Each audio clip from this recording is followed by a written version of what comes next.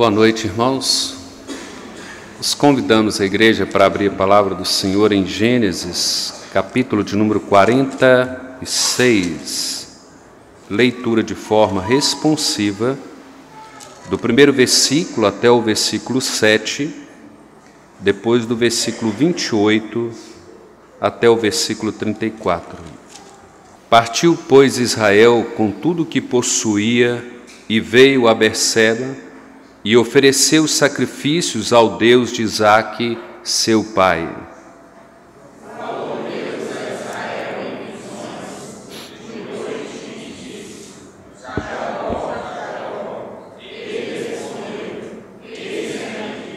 Então disse: Eu sou Deus, o Deus de teu pai. Não temas descer para o Egito, porque lá eu farei de ti uma grande nação.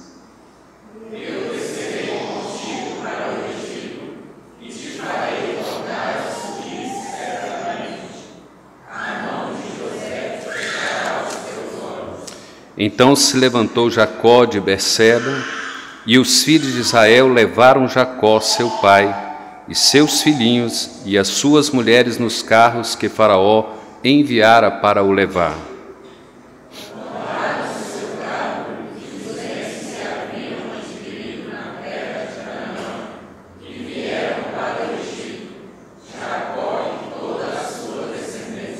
Seus filhos e os filhos de seus filhos, suas filhas e as filhas de seus filhos, e toda a sua descendência, levou-os consigo para o Egito. Versículo 28.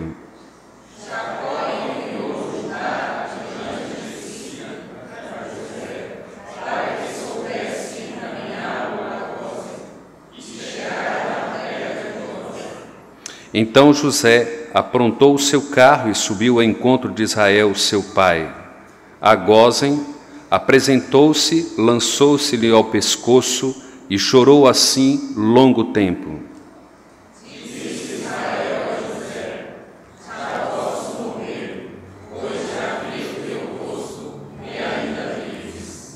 E José disse a seus irmãos e à casa de seu pai: Subirei e farei a saber a Faraó, e lhe direi: meus irmãos e a casa de meu pai, que estavam na terra de Canaã, vieram para mim. Os homens são pastores, são homens de gado, que trouxeram consigo o seu rebanho e o seu gado e tudo o que tem. Quando, pois, Faraó vos chamar e disser: qual é o vosso trabalho? Respondereis: teus servos foram homens de gado, desde a mocidade até agora, tanto nós como nossos pais, para que habiteis na terra de Gósen, porque todo pastor de rebanho é abominação para os egípcios. Vamos orar mais uma vez. Pai, nós louvamos o teu glorioso nome nesta noite. Que prazer, ó Deus, que alegria poder cultuá-lo, Pai. Poder, ó Deus, cantar cânticos de adoração ao teu santo nome. Poder confessar a Ti os nossos pecados e tributar a Ti, ó Deus, toda a honra, toda a glória, toda a nossa gratidão, todo o nosso reconhecimento da Tua grandeza, da Tua majestade, da Tua formosura, da bondade, da misericórdia que o Senhor tem demonstrado para com cada um de nós.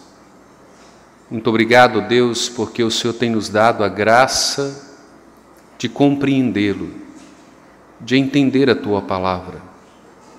Mais do que isto, Deus, o Senhor tem nos concedido a graça de entender os Teus propósitos, soberano, eterno, e o Senhor tem nos concedido a graça de compreendê-los, para viver, ó Pai, debaixo desse propósito, para nos render a Ti diante desse propósito, Deus. Derrama sobre nós a Tua graça e fala ao nosso coração nesta noite, ó Pai. Nós Te imploramos, nós Te suplicamos e Te agradecemos. no nome do nosso Senhor e Salvador Jesus Cristo. Amém, ó Pai.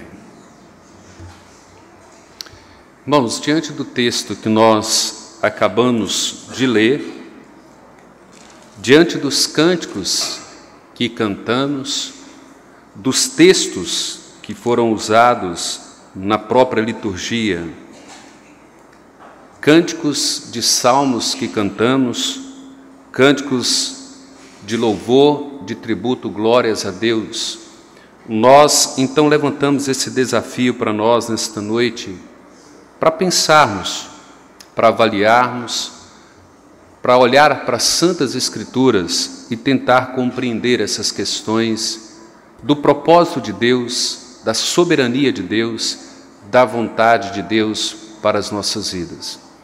E nós temos aí como tema: nossas decisões visam obediência e glórias a Deus. Embora possa ser uma afirmativa, muitos de nós nos encontramos muito distante dessa realidade, dessa afirmativa.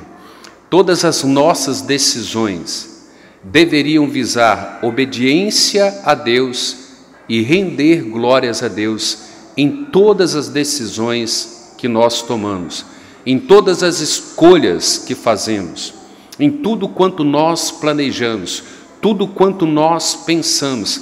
Cada uma de nossas decisões deveriam visar obediência a um propósito soberano de Deus e a glórias somente a esse Deus. Todas as minhas decisões, todas as suas decisões deveria ter como primazia obediência a Deus e glória a Deus. Por que isso? Para muitos de nós, o mundo é aleatório, a vida é aleatória. Às vezes você pensa que você existe, a sua família existe, você luta com as suas dores, com as suas aflições, mas isso é muito isolado. Isso é a sua família, esse é o seu problema, essa é a sua dor. Como se tudo fosse de forma aleatória, sua família isolada, não é? Tão sozinha neste mundo, nesse universo. Quando nós olhamos para a história de José, de Jacó, de Abraão, Isaque, quando nós olhamos para tudo que nós já pregamos e estudamos em Gênesis no decorrer deste ano, nós percebemos, irmãos, que não há nada aleatório, não há nada isolado. Deixa eu dizer para você, a história de José não é aleatória, ela não é um acaso. Aquela cisterna não era um acaso, aquele copeiro-chefe não foi aleatório, aquele padeiro-chefe não estava ali por acaso. Rúben, Simeão, Levi e Judá não eram irmãos por acidente. Quando nós contemplamos hoje pela manhã a história do nosso irmão Dionísio, Cleide e Samuel, o Dionísio e a Cleide não estão nesta igreja por acaso. A história deles não é aleatória a esta igreja. Nós não os conhecemos por acaso. Eles não chegaram aqui por um acidente. Eles não chegaram aqui simplesmente porque compraram uma casa no Cidade Nobre. Não porque deixaram a igreja do Bom Jardim. Nada disso é por acaso. Nada disso é aleatório. Sabe por que muitas das vezes nós sofremos, irmãos? Porque nós ainda não conseguimos compreender, nós não conseguimos mensurar o propósito soberano de Deus na criação. Nós precisamos entender que dentro da mente de Deus, dentro do coração de Deus, há uma criação, há uma queda, há uma redenção e há uma consumação. Dentro de um propósito soberano absoluto, onde as coisas não acontecem por acaso, onde não há um acidente, um incidente, um imprevisto uma dor sequer, uma luta sequer, uma aflição sequer, que seja aleatoriamente. Nós precisamos absorver as Escrituras como elas nos ensinam que uma cosmovisão do projeto total de Deus, do plano de Deus, para compreender que Deus trouxe a criação à existência. Deus te trouxe à existência, não para que você seja a primazia da obra da criação. Deus não nos trouxe à existência para que a primazia da nossa existência fosse a nossa felicidade. Não. A primazia de todas as coisas criadas, de todo o universo trazido à existência, só tem um único fim: a glória de Deus. E nós precisamos entender isso, na ótica de Deus, no projeto de Deus. E quando nós olhamos para o texto e começamos a entender que a história de José, ela não é uma história aleatória dentro do Egito. Ela não é um acaso que foi simplesmente registrado para que o mundo soubesse alguma coisa sobre José. Não, ela está dentro de uma obra consumada, que foi a criação, a redenção, a queda e a consumação. Tudo isso tem um propósito. Muitos de nós somos infelizes, frustrados, decepcionados com Deus, porque nós não queremos irmãos como Simeão, Levi e Judá. Muitas das vezes nós somos infelizes porque ninguém quer um pai como Jacó, que não buscou encontrar o seu filho perdido. Muitos de nós sofrem por quê? Porque não queremos conviver, não queremos relacionar com filhos, com esposa e com o pai problemático. Nós queremos filhos como José. Ninguém quer filhos como Simeão, Rúben e Levi. Nós queremos um José. Toda família quer ter filhos como José e não como Rúben e Simeão. Por isso é que nós sofremos. Nós achamos que as coisas na nossa família, na nossa vida, no nosso trabalho, na nossa existência, elas existem aleatoriamente. Como se Deus não tivesse escrito um projeto, um plano, um planejamento para a minha vida, para a sua família. E nós vamos entender que a nossa família, ela não está inserida na sociedade, nesse mundo, de forma aleatória.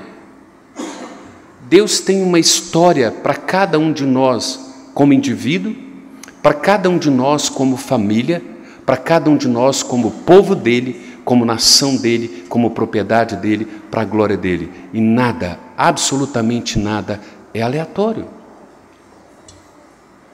Se nós buscarmos entender isso, irmãos, nós vamos perceber que todas as nossas decisões, elas deveriam ser voltadas em obediência a Deus e visando a glória de Deus, e não a nossa felicidade, e não o nosso querer, não os nossos desejos, não os nossos sonhos.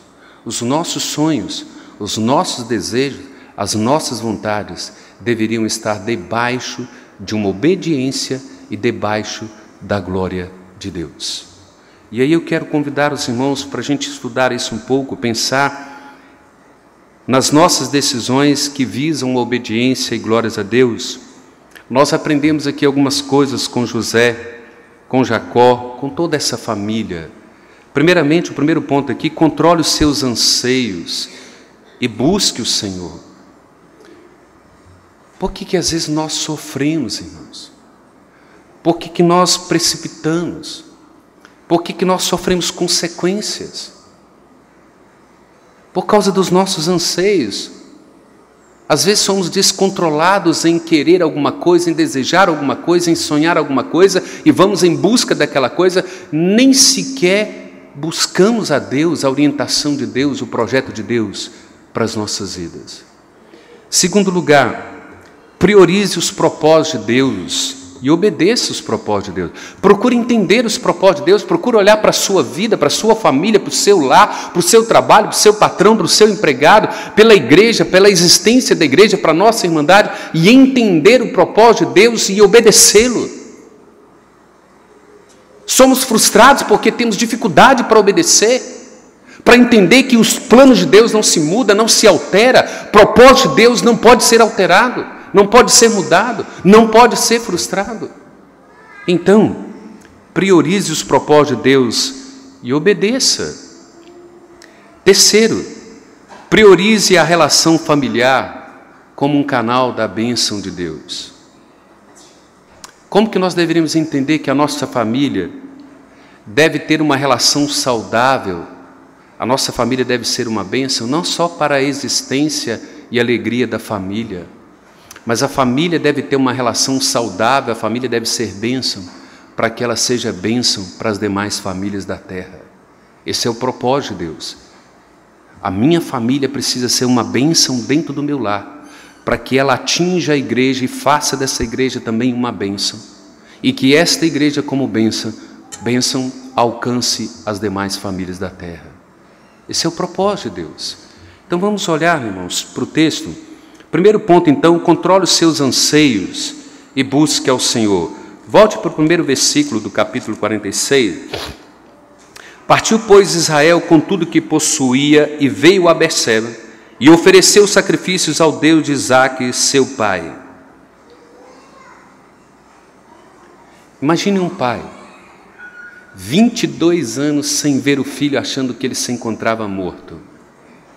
E agora ele sai, né? Imagine, você está aqui em Patinga, seus filhos lhe dão a notícia de que o seu filho, que havia morrido há 22 anos, se encontra vivo e se encontra em Belo Horizonte. E você agora sai, não é, de carro, mas em um dado momento você decide parar em João Molevade e parar por ali. E eu vou cultuar a Deus primeiro. E eu vou tributar glórias a Deus primeiro. E eu vou parar aqui para saber qual é a vontade de Deus. E se você olhar historicamente, Berseba é um lugar onde Deus se encontra com Abraão, com Isaque e com Jacó, sempre para exortá-los, sempre para dar uma palavra a eles. Por que esse homem para aqui? Por que ele decide cultuar a Deus em Berseba? Por que ele faz um altar e oferece ali um sacrifício a Deus? Essa era a forma que José tinha para buscar a orientação de Deus, para buscar a direção de Deus. Sem dúvida alguma ele estava diante de Deus querendo uma resposta de Deus, se ele de fato deveria ir ao Egito, porque ele já havia dado uma ordenança a Abraão que não fosse ao Egito. Ele havia dado uma orientação a Isaque que não fosse ao Egito, que eles sofreriam danos, e agora ele não iria para o Egito sem uma palavra de Deus, sem uma orientação de Deus. Nós temos conhecido a história de Jacó. Jacó vem apanhando em toda a sua caminhada, em toda a sua trajetória, mas Deus vem amadurecendo e moldando Jacó, para que chegue um dado momento em que ele para. E agora ele está cultuando a Deus, oferecendo sacrifícios a Deus, para entender qual é a vontade de Deus para a vida dele. Interessante que nós aprendemos isso lá em Romanos, capítulo 12, quando Paulo diz: rogo-vos, pois, irmãos, eu prisioneiro, pelas misericórdias de Deus, que apresenteis o vosso sacrifício, o vosso corpo como sacrifício vivo, santo e agradável a Deus. E não vos conformeis com este século, mas transformai-vos pela renovação da vossa mente, para que experimenteis qual seja a boa, a perfeita e agradável vontade de Deus. Olha o que é controlar os anseios, olha o que é controlar os nossos sonhos, os nossos desejos. Porque quando Jacó para aqui e oferece um sacrifício a Deus e se coloca diante de Deus, ele poderia muito bem ouvir de Deus: não vá ao Egito. Vocês imaginam o que seria isso no coração de Jacó? O que seria Jacó ouvir do próprio Deus: não vá ao Egito?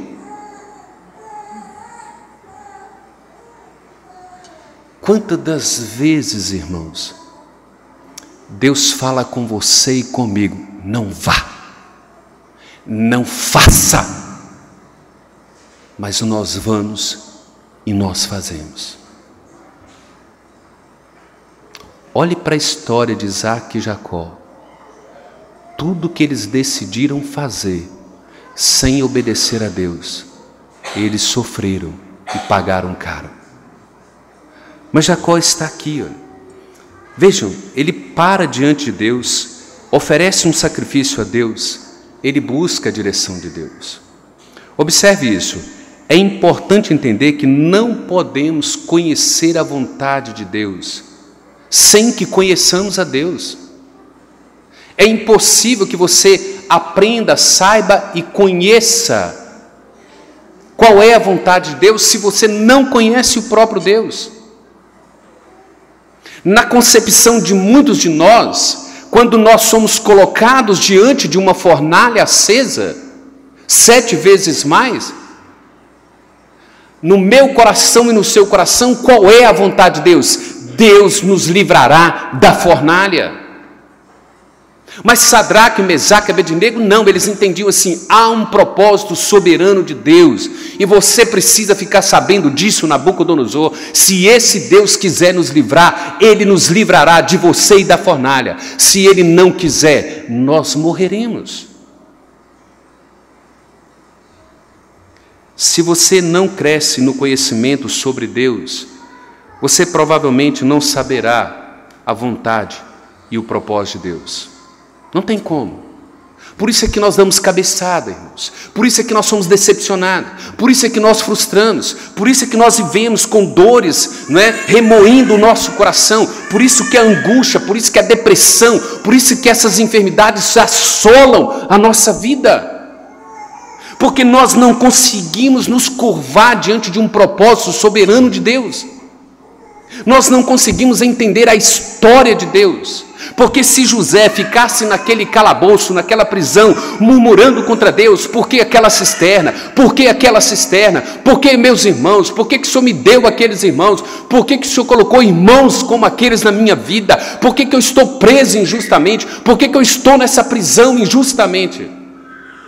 Ele teria morrido. Ele teria morrido. Por isso é que é necessário a gente crescer no conhecimento de Deus. Ele foi vendido como escravo, mas ele se tornou o grande chefe da casa de Potifar. Ele foi preso injustamente, mas ele se tornou o governador da prisão. E no momento que foi dada a ele a oportunidade de governar o Egito, ele governou o Egito de forma sábia.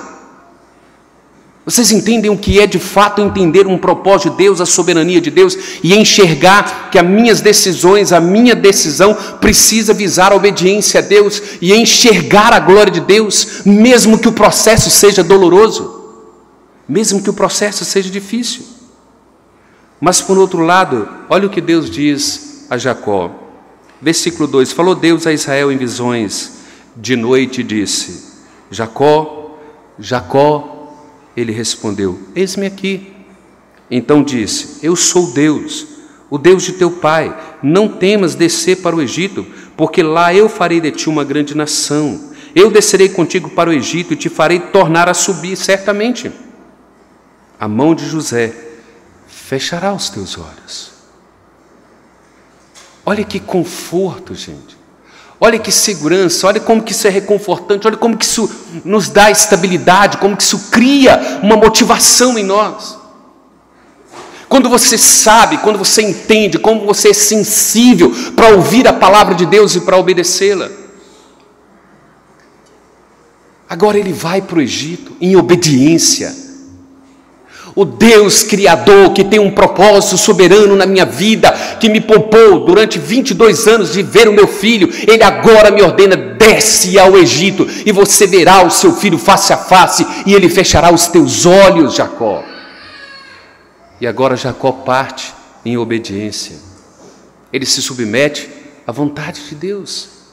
Ele sabe que é projeto de Deus, ele sabe que de fato é plano de Deus, e ele então se submete a isto.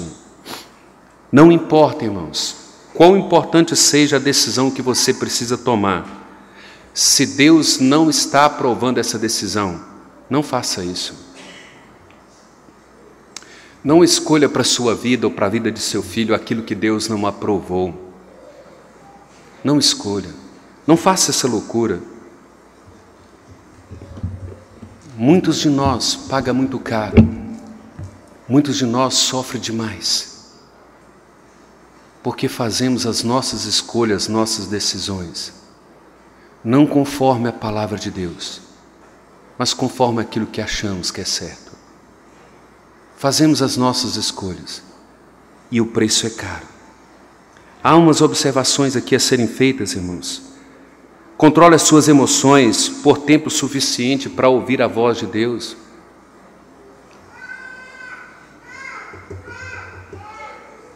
Nós não conseguimos nos aquietar diante de Deus e falar assim: eu não tomarei a minha decisão enquanto eu não ouvir a voz de Deus. Na Escritura, lendo a palavra, orando, lendo a palavra e orando. E na hora que Deus me esclarecer, eu tomo a decisão. Os filhos nos pressionam, a sociedade nos pressiona, a vida nos pressiona. Nós somos pressionados, ameaçados a tomar decisões imediatas. Mas Deus tem um plano, Deus tem um propósito. Você precisa, acima de tudo, ter um ouvido sensível à voz de Deus. Nós ouvimos a nossa mente, nós ouvimos o nosso coração, mas não ouvimos a Deus. Olhe para a história de Jacó. Todas as vezes que ele ouviu o seu próprio coração, ele se deu mal. Deus cobrou muito caro dele. Mas agora ele para em Berseba e sacrifica a Deus, oferece sacrifício, está ali de forma sensível, procurando ouvir o que o Senhor haveria de dizer a ele. Gaste tempo buscando a Deus. Procure ouvir a voz de Deus, para que você tome decisões sábias, para que você tome decisões conforme a vontade de Deus. Conhecer a Deus, ou conhecer a vontade de Deus, irmãos, está ligado diretamente ao conhecimento que você tem de Deus. Se eu não conheço criação, se eu não conheço queda, se eu não conheço redenção e consumação, se eu não entendo que as coisas não são aleatórias, sabe esse irmão cri-cri que tem na família? Sabe esse irmão problemático? Sabe esse irmão que traz transtorno para a família? Sabe esse irmão que faz o pai e a mãe chorar noite e dia? Ele não está ali por acaso, ele não é um acidente. Deus tem uma história para esta família com todas essas dores. E Ele sabe que no final de tudo, todas essas coisas vão cooperar para o bem dessa família, dentro da lógica de Deus, dentro de um propósito de Deus, para a glória de Deus. Não importa quantos erros Jacó tenha cometido, agora ele se aquieta diante de Deus e ouve a voz de Deus. Você precisa conhecer Deus. Sabe esse marido, essa esposa difícil que nós temos, que você tem como esposo? Ele não é um acidente na sua vida. Ele não é um fracasso da nossa história. Ele não é um imprevisto na história de Deus. Deus sabe muito bem como Ele prescreveu cada uma de nossas histórias. E Ele está no controle soberano, administrando conforme Ele quer, para a glória dEle. E a nós cabe obediência, conhecer a sua vontade, conhecer o seu propósito e entender que Deus não nos dá filhos somente como José, Sadraque, Mesaque e Abednego.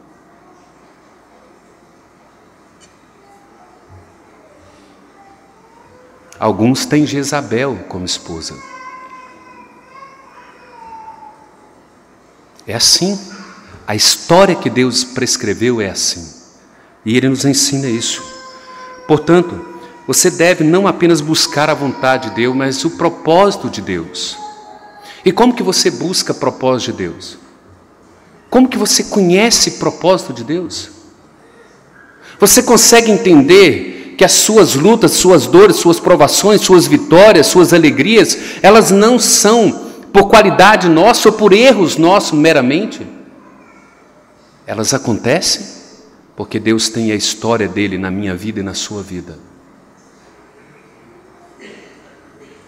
Por isso é que nós vivemos frustrados, decepcionados. Ah, se eu tivesse feito aquilo, se eu tivesse passado por lá, se eu fosse ali, se eu ficasse, se não existe se na história de Deus. Não tem se. Os meus erros, as minhas vitórias estão dentro de um projeto de Deus. E quando eu entendo isso, eu me submeto a Ele e eu dou glórias a Ele. Nós precisamos entender isso. Segundo ponto, irmãos, priorize os propósitos de Deus e obedeça. Nós não lemos aí do versículo de número 8 até o versículo 27 de forma proposital. Essa é uma lista dos nomes de todos os representantes das tribos de Israel, juntamente com seus filhos, a linhagem que chegou lá no Egito. Interessante que essa é a forma que Deus trabalha. Ele chama indivíduo, Ele chama família, e Ele chama povo, e Ele chama nação. Ele começa com a minha história. Na minha história tem uma outra pessoa chamada Niciene. Na minha história tem uma outra pessoa chamada Natália, tem uma pessoa chamada Maxwell, tem uma pessoa chamada Marcos e chamada Rebeca. Mas ele começa com o Jorge. Ele começa com uma Niciene, onde tem uma pessoa chamada Jorge, onde tem uma filha chamada Natália e um genro chamado Maxwell, onde tem seus 2 netos. E ele vai formando, pega indivíduo, une indivíduo, forma família, forma nação, forma povo, para que o nome dele seja exibido nesta família. Para que o nome dele seja projetado na glória desta nação, desse povo escolhido, como propriedade exclusiva dele. E a razão que eles sabiam, a ascendência deles. Eles sabiam que aquela lista lhe daria evidência de que Deus estava cumprindo a sua palavra, a sua promessa dita a Abraão. E vem a sua linhagem, descendência e chega até eles. Esses leitores de Moisés conseguiam olhar para essa listagem e compreender que Deus era fiel para cumprir a sua palavra, a sua promessa, de que Ele havia traçado uma linhagem, uma nação, uma família, um povo, no qual Ele faria com que todas as famílias fossem abençoadas. O propósito de Deus é assim que Ele trabalha. Como que isso se aplica a mim e a você, irmãos? Nunca devemos tomar decisões sem considerar os nossos relacionamentos como família de Deus. Como eu disse, às vezes a gente olha para o Dionísio e para a Cleide e diz assim, uma família que congrega na nossa igreja, não é? Quem é a família do Soilton? Mais uma família que congrega na igreja. Quem é a família do Edivaldo? Mais uma família que congrega na igreja. Não. O propósito de Deus é pegar indivíduo, fazer família, fazer um corpo, fazer uma igreja, aonde Ele vai exibir a glória dEle. E o que Deus espera dessa família? É que no relacionamento familiar haja bênção. Então a família do Edivaldo, a família do Hilton, a família do Jorge, a família do Jaime, precisa ser uma família que tem relacionamentos abençoados, que tenha uma relação de temer a Deus, de compreender a Deus, de entender a Deus, para que quando nós nos reunimos aqui como famílias, nós nos tornamos a grande família, o corpo de Deus, a família de Deus, onde a glória de Deus será exibida. Então a minha família precisa ser bênção, não é porque ela tem ausência de problemas, não é isso. A minha família não é bênção porque na minha família não tem pecadores, não é isto. A minha família é formada de pecadores, a minha família tem problemas, mas essa família teme a Deus, ela se curva diante de Deus, ela se conserta diante de Deus, ela se arrepende diante de Deus, ela volta atrás, ela pede perdão, ela perdoa. E ela vem para a igreja buscando uma santificação, uma unidade, onde nós nos relacionamos como uma grande família, como o corpo de Deus, como o corpo do Senhor Jesus Cristo. Esse é o tratamento que José está tendo aqui com seus irmãos. Esse é o processo de Deus, de colocar Jacó, colocar José e coloca os irmãos. Os irmãos agora são obrigados a olhar no olho de José e a olhar no olho do próprio pai e confessar o próprio pecado.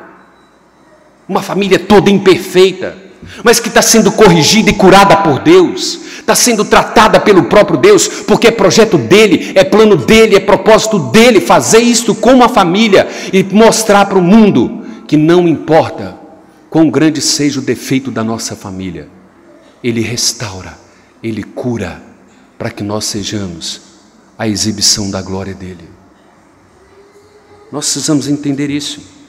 Existe um propósito de Deus nessa relação familiar, e na nossa família nós precisamos entender, na nossa família há eleito, mas há famílias também que não têm eleito, e nós precisamos entender o propósito soberano de Deus. Eu quero Jacó, mas eu não quero Esaú. Eu quero Isaac, mas eu não quero Ismael. Nós vamos entender isso. Então, na nossa família, nós vamos ser bênção, independente se há eleito ou se há ímpio. É certo que Deus tratará esse ímpio com severidade, mas nós temos que fazer a justa causa daqueles que são eleitos, de orar, de temer e de honrar a Deus, apesar de ter ímpio na nossa família, apesar de estarem desgarrados, blasfemando o nome de Deus, manchando o nome de Deus. Mas nós somos eleitos, nós temos compromisso com Deus, e nós vamos honrar a nossa família, apesar daqueles que não honram o nome de Deus na nossa família. E nós vamos mostrar no mundo que a nossa família não precisa ser perfeita para honrar a Deus. Aqueles que são eleitos vão honrar, apesar das dificuldades e das lutas dos demais. E era isso que nós precisamos entender isso aqui, porque Deus às vezes nos ensina, irmãos, quem é Simeão, Rúben, Levi, Judá, quem é José, quem é Benjamim, quem é Jacó. Quais são as implicações disso às vezes para nós, irmãos? Muitas vezes nós queremos sair da igreja por causa de A ou B. Às vezes não conseguimos congregar na igreja, relacionar na igreja e mudamos de igreja. Você percebe que nós não procuramos nos aquietar diante de Deus e procurar ouvir a voz de Deus? Por que que esse Deus me colocou aqui nesta igreja? Você não está aqui por acaso, eu não estou aqui por acaso.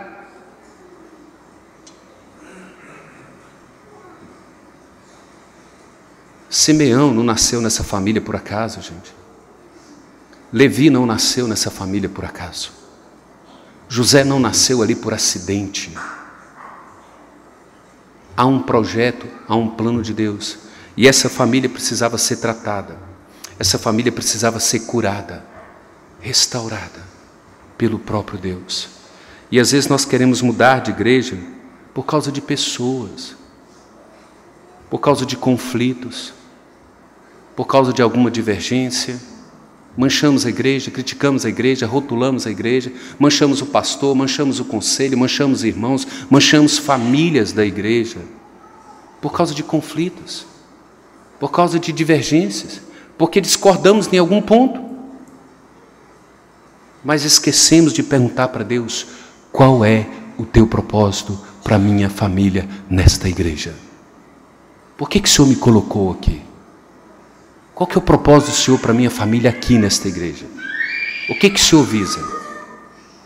Porque vejam bem, imagine você tomando a decisão de sair dessa igreja e procurar uma outra igreja.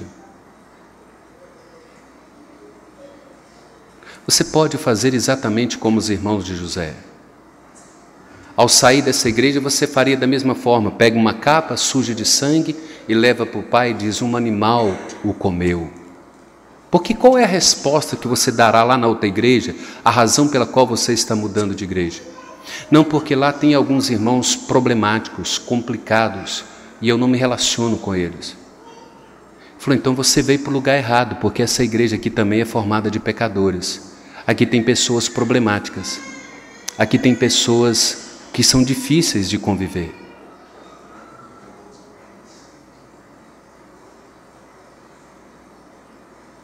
Nós não queremos, irmãos.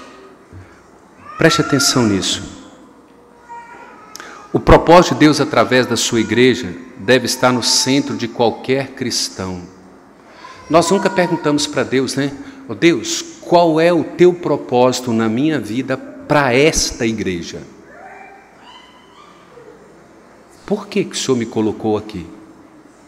Ou então você deveria assumir: você se colocou aqui. Não foi isso? Você se colocou aqui, você escolheu? Ou nós entendemos um propósito soberano de Deus: Ele me colocou aqui. E por que o Senhor me colocou aqui? Que tipo de relacionamento você quer com esta família? A minha família precisa ser bênção para esta igreja? A minha família tem problemas, tem lutas e dificuldades, mas a sua também tem, Eli. A do senhor também, seu Zé Adriano. As nossas famílias têm lutas e têm dificuldades. As nossas famílias podem ter eleito e as nossas famílias podem ter ímpio no meio delas. Mas o que Deus espera de nós é uma relação familiar onde nós sejamos bênção, A minha família é bênção porque teme a Deus, não é porque ela é perfeita. A minha família é bênção porque ela entende o propósito de Deus. Eu preciso chegar na igreja e ser bênção para a igreja. Eu preciso ser uma estrutura para as demais famílias da igreja. Eu preciso somar com as demais famílias da igreja, para que Deus seja honrado, para que o mundo perceba que Deus trabalha em nós.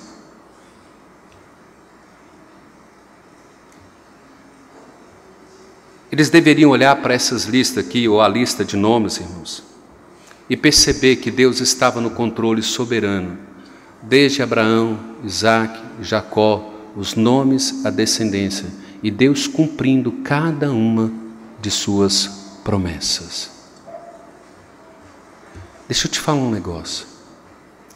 Não é você, não foi o Euquias, não foi o Sr. Pedro, não foi o Sidney, não foi o reverendo Adelones que organizou esta igreja, não foi o Eli, não foi a dona Zilda. Quem organizou essa igreja aqui foi Deus. Ele usou Eli, a dona Zilda, a Roberta, a Egídio e outros mais. Mas quem fundou esta igreja foi o próprio Deus. Então Ele coloca você aqui porque é plano dEle, porque é projeto dEle. Ele coloca Rubem, Ele coloca Simeão, Ele coloca Levi, Ele coloca José, Ele coloca Sadraque, Ele coloca Abednego, Ele coloca Judas, Ele coloca Pedro, porque a igreja é dEle. Ele disse para Pedro: eu edificarei a minha igreja. E na nossa família não é diferente. É Ele que escolhe o esposo, é Ele que escolhe a esposa, é Ele que escolhe os filhos, é Ele que traz a existência à nossa família. Nós não temos a mínima ideia de como nós formamos a nossa família. Você não escolheu o seu filho a dedo. O seu filho não escolheu nascer nesta família. Tudo para mostrar que é projeto soberano de Deus, para a glória dEle. E nós temos que nos relacionar enquanto igreja, enquanto corpo de Cristo, enquanto família, para que Deus exiba a sua glória aqui. E cada uma de nossas decisões, enquanto família, enquanto corpo, devem obedecer a Deus e devem glorificar o nome de Deus. Terceiro e último, irmãos. Priorize a relação familiar como um canal de bênção. Observem que quando Jacó encontra José, ele diz assim para José, assim: José, agora eu posso morrer. Meus olhos te viram e eu posso descansar em paz. Você consegue mensurar qual que era o sentimento desse pai, olhando, vendo o filho, vendo a face do filho, apalpando o filho, depois de 22 anos, achando que ele se encontrava morto? Você consegue mensurar o sentimento dessa família?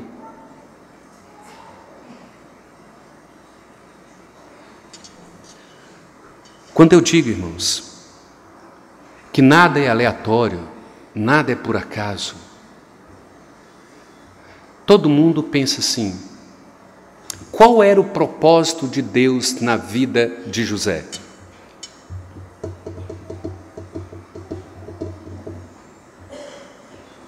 Os imediatistas diriam assim: fazê-lo governador do Egito. Não, não era esse o propósito de Deus. O propósito soberano de Deus era conservar a vida, preservar a vida do seu povo e das nações que estavam ao redor. E nesse propósito estava incluído fazer de José um governador. Nós não conseguimos enxergar o propósito de Deus. O propósito de Deus era conservar a sua nação, o seu povo com vida. E nesse propósito havia cisterna, nesse propósito havia irmãos ciumentos, invejosos, orgulhosos, presunçosos. Nesse projeto de Deus havia uma mulher que haveria de seduzi-lo, ou tentar seduzi-lo. Nesse propósito haveria uma prisão, um copeiro-chefe, um padeiro-chefe. Nesse propósito haveria sonhos. Então preste atenção aqui. A real alegria na vida vem através de relacionamentos, não através de onde você mora ou através do que você tem. As pessoas acham que para ser felizes, elas precisam estar isentas de problemas. Eu preciso ter e eu preciso ser. Se eu não tenho e se eu não sou feliz. Mas a Bíblia nos ensina claramente que a felicidade de Jacó e José era o relacionamento pai e filho, era vê-lo, era encontrá-lo. Quisera Deus me desse mais longos 110 anos para eu conviver com meu filho José e poder me relacionar com ele e tê-lo no seio da minha família. Às vezes nós não entendemos isso, irmãos. Deus nos deu a família como principal local para nutrir esses relacionamentos. Você pode subir na carreira, você pode ter sucesso, você pode ter fama. Você pode chegar em qualquer sucesso e qualquer fama. Mas se você não priorizou a sua família, você é vazio. Você não tem para onde voltar. Você não tem aonde ser acolhido, assistido, amado. Porque é na família, com todos os nossos problemas, com todas as nossas lutas, a família é o nosso lar, que nos acolhe, que nos recebe, que nos ama. E essa é a proposta de Deus para a igreja. Você pode ir para o mundo, você pode ir onde você quiser, você pode alcançar fama, sucesso, vitória, você pode ter os maiores dinheiros na sua conta bancária. Mas você sabe, nos dias maus, a igreja, a família da fé, é o seu maior suporte. Você pode até buscar em outros lugares, mas ninguém tem o consolo da palavra de Deus a não ser a igreja. A igreja, ela é retentora da verdade, do consolo, da paz, da justificação pela fé, da salvação. A igreja detém isso nas mãos. É aqui que você recebe isso, é aqui que você é assistido, é aqui que você é acolhido, e você sabe quando a igreja te ama. Você sabe quando a igreja ora por você, quando a igreja chora por você, você sabe disso. E era isso que José estava ensinando aqui para sua família. Alguns dos grandes homens de Deus negligenciaram suas famílias a fim de dedicar ao ministério e perderam a família. Olha para o caos da família de Davi. Olha para o caos da família de Eli. Grandes pastores perderam seus filhos, a sua família, porque não conseguiram priorizar a família. São coisas que às vezes a gente não dá conta, a gente não presta atenção. Só para vocês terem noção de uma coisa simples, muito simples, que eu acho que isso é muito simples, não tem nada de mistério nisso. Hoje eu estava na escola dominical pela manhã. Minha filha tinha que lecionar. Minha esposa ficou sozinha, operada, de cama. Eu não sei o quanto isso me custa. E às vezes eu não tenho noção do quanto isso me custa. Deixar a minha esposa em casa, operada, operou na sexta-feira. E a minha filha aqui lecionando, e eu aqui lecionando, eu aqui pregando. Eu não sei o quanto custa isso na mente dela e no coração dela, para a minha vida. E muitos perderam a própria família, porque não souberam valorizar a família, de relacionar. E agora essa família nos ensina coisas. Se Deus chamou você para ter uma família, você precisa priorizar essa família. Mas é interessante, irmãos, que priorizar a família não é buscar a felicidade da família. A proposta de José não era ser governador para dar conforto à família. A proposta de Deus para José não era fazer dele um grande governador para que desse luxo para a sua família, para que desse conforto ao seu pai. Não, o propósito de Deus para a vida de José é fazer com que ambas as pessoas, ou a nação de Israel, o povo e as nações, fossem sustentadas com vida num período de escassez. Esse era o propósito de Deus. A família de Jacó precisava ser bênção para todo o Egito.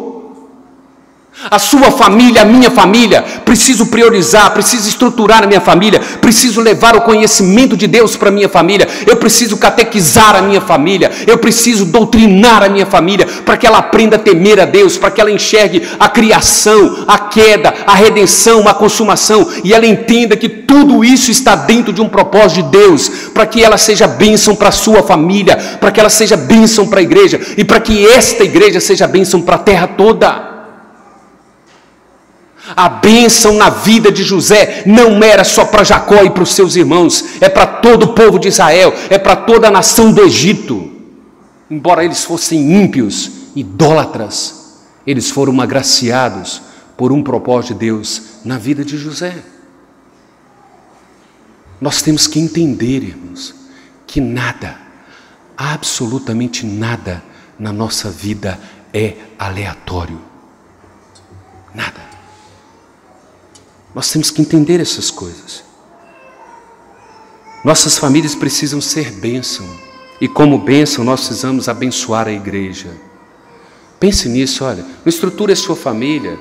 Não faça da sua família um centro de felicidade, um centro de sucesso, não. Faça com que a sua família conheça a Deus, tema a Deus, conheça os propósitos de Deus, para que ela se torne bênção para as famílias da igreja. E para que todas as famílias da igreja se tornem bênção para o mundo. É assim que nós temos que priorizar. A nossa prioridade é esta. Se nós não entendemos isso, irmãos, nós não vamos conhecer a Deus, nós não vamos servir a Deus, nós não vamos glorificar a Deus e nós não vamos submeter ao propósito de Deus. Sofreremos danos, pagaremos caro por não viver, por não tomar decisões em obediência e visando a glória de Deus. Eu doutrino a minha família, eu educo a minha família, eu disciplino a minha família para que ela seja bênção para a igreja, não para que ela encontre felicidade em si mesma. Porque felicidade não está na ausência de problemas na família. A felicidade está em cumprir o propósito enquanto família. Se nós não cumprimos o nosso propósito enquanto família, nós seremos a família mais infeliz dessa terra, ainda que goze de alguma felicidade na terra. Mas seremos infelizes porque não cumprimos o nosso propósito.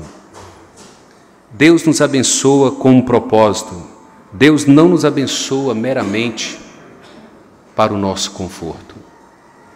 Muitos de nós não percebem a felicidade, o sucesso na família, porque nós traçamos gozo, felicidade, sucesso em coisas confortáveis, em ausência de dores, em ausência de dificuldade, lutas e provações. Sabe qual que é a família que é feliz? Passando por dores, passando por lutas, tendo filhos eleitos ou não eleitos, não é? Enfrentando crise ou não, ela teme a Deus, ela sabe que aquilo ali é propósito de Deus, e ela consegue entender o propósito de Deus, e ela mostra para o mundo que mesmo assim eles adoram a Deus, eles temem a Deus, eles servem a Deus, e eles estão dentro de um propósito soberano de Deus. Essa é a família feliz. Ela não precisa de ausência de problema, ela não precisa de ausência de dor, porque todas as famílias, em um grau sofrem, tem problema, tem lutas. Não há uma família na terra que não tenha problemas, que não tenha lutas e que não tenha dificuldades. Nenhuma. Quais são as implicações para nós, irmãos? Primeira implicação: precisamos experimentar a boa, perfeita e agradável vontade de Deus em nossas decisões. Para você experimentar isso, você precisa conhecer Deus. Deus, se Tu queres nos lançar na fornalha, nós morreremos. Porque foi assim com Estevão. É Teu propósito que eu morra apedrejado? Que assim seja. Que assim seja. Este é o teu propósito. Na vida de João, é propósito do Senhor que eu seja decapitado? Que assim seja. Esta é a tua vontade. Então nós precisamos, irmãos, experimentar qual é a boa, perfeita e agradável vontade de Deus em nossas decisões. E pode ser que as decisões que nós venhamos tomar em obediência a Deus seja tão doloroso, tão difícil. Talvez nos leve a suar gotas de sangue. Talvez a nossa decisão em obediência a Deus nos leve à cruz. Foi assim com Cristo. Eu desci do céu para fazer a tua vontade. Esta é minha comida, Pai. Segundo, nossas decisões são tomadas com que propósito? Com que objetivo? Cada decisão, cada escolha que você faz com que objetivo? Com que propósito? Em obediência a Deus? Visando a glória de Deus? Porque essa é a terceira implicação. Priorizamos a obediência e a glória de Deus em nossas decisões. Deus, se o Senhor não está comigo aqui, eu não vou, eu não entro, eu não negocio a tua vontade, eu não negocio o teu mandamento. Eu não negocio um propósito do Senhor para a minha vida. As suas decisões, as suas escolhas são tomadas nesse âmbito, nesta visão. E às vezes, irmãos, nós temos que comprar briga, nós temos que sofrer o dano dentro da própria família para fazer uma escolha de Deus. Lembra quando Jesus diz lá em Mateus 10... Pois seus inimigos são da sua própria família. Eles colocarão objeção. Eles vão matar pai, vão matar filhos, porque decidiram obedecer a Deus. E às vezes nós temos que confrontar e bater de frente e ter perdas humanas para que venhamos obedecer e sujeitar ao propósito de Deus. E às vezes isso nos custa caro. Obedecer a Deus custa caro. Não é fácil. A dor é grande. A família é o canal por meio do qual Deus cumpre os seus propósitos. Deixa eu falar uma coisa com você. Não espere a sua família ser perfeita para você ser bênção para a igreja.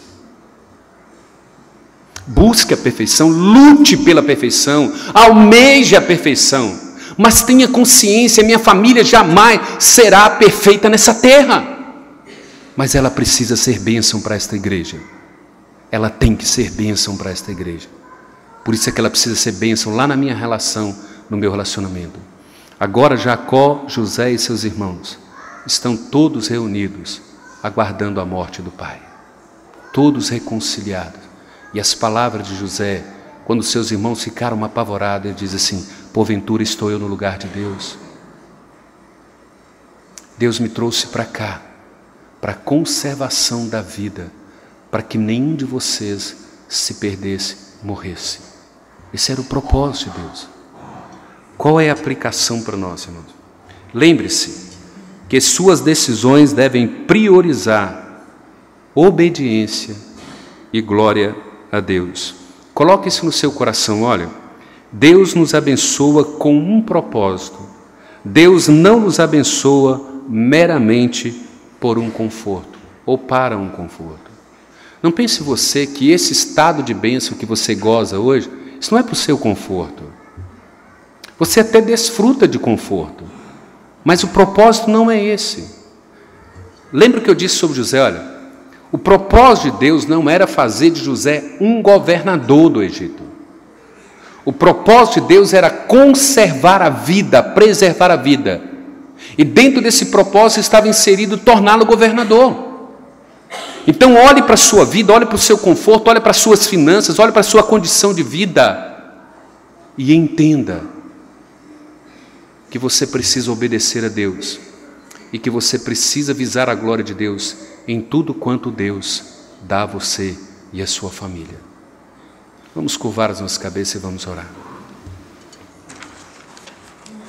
Deus amado, Tu sabes, ó Deus, que nós somos inabilitados, incapacitados de até mesmo entregar o nosso coração a Ti, ó Deus. Só faremos isso de forma profunda e verdadeira se o Senhor nos mover a isto, Pai. Se o Senhor nos fazer reconhecer a nossa miséria e quebrantar o nosso coração para nos curvar diante de Ti, Deus. Por isso, ó Pai, estende a Tua mão de misericórdia sobre cada um de nós, de uma forma muito especial na vida dos irmãos que se encontram aqui à frente. O Senhor conhece a dor, a necessidade de cada um, a luta que cada um tem enfrentado, Pai. Ajude cada um deles a entender, ó Deus, que não podemos esperar uma família perfeita. Nós precisamos Te obedecer, ó Deus. Nós precisamos visar a glória do Senhor em todas as nossas decisões, em todas as nossas escolhas, em todos os nossos atos. Derrama sobre nós a Tua graça restauradora. Renova, revigora cada um desses irmãos, cada uma dessas famílias, as famílias da nossa igreja, a nossa igreja, Pai. Nós imploramos a Tua graça, Deus. Nós imploramos a Tua misericórdia sobre nós. Nós assim Te suplicamos, ó Pai, agradecidos, no nome do nosso Senhor e Salvador Jesus Cristo. E que a graça de nosso Senhor e Salvador Jesus Cristo, que o amor do nosso Deus eterno e poderoso Pai, que a comunhão e a consolação do Espírito Santo seja com todos vós e com todo o povo de Deus espalhado sobre a face da terra, agora e para todo sempre. Amém, ó Pai.